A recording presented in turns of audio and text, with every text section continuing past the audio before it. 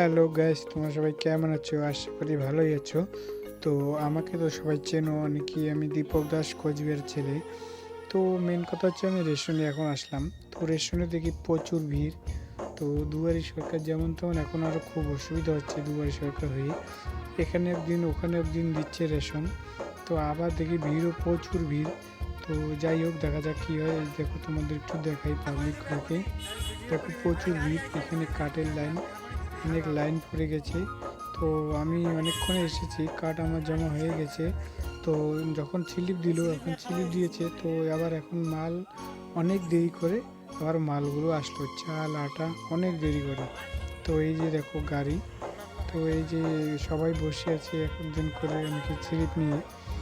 তো এখন আবার এইদিকে আবার অনেক লোক বসে আছে, এখন স্লিপ পাইনি। তো আমরা অনেক আগে স্লিপ নিয়ে দাঁড়িয়ে আছি স্লিপের লাইনে। তো এখন দেখো গাড়ি মাত্র আসলো, তো তোমাদের দেখাই। তো এই যে এখন আমাদের গাড়ি আসলো, এখন লাইনে দাঁড়িয়েছি। তো রেশনটা নিব, তারপর তো বাড়ি যাব, চাল টাল দিবে এখন।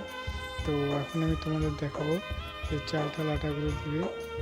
এই যে চাল আটা, তো এখন গাড়ি থেকে নামাচ্ছে কেবল। যাই হোক, গাড়ি আসলো অনেকক্ষণ পরে, বসে রাখতে অধৈর্য হয়ে গেলাম। এই যে আটার প্যাকেট নামাচ্ছে, এই যে দেখো এখানে দিবে। এই যে আটার প্যাকেট, চাল আটা সব নামাবে, তারপর যে বস্তা খোলা হচ্ছে, এক এক করে চালের বস্তা খোলা হচ্ছে।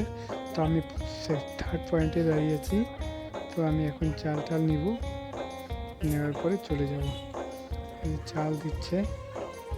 তো দুবারই সরকারের কী বলে, বাপরে প্রচুর ঘেমে গেলাম।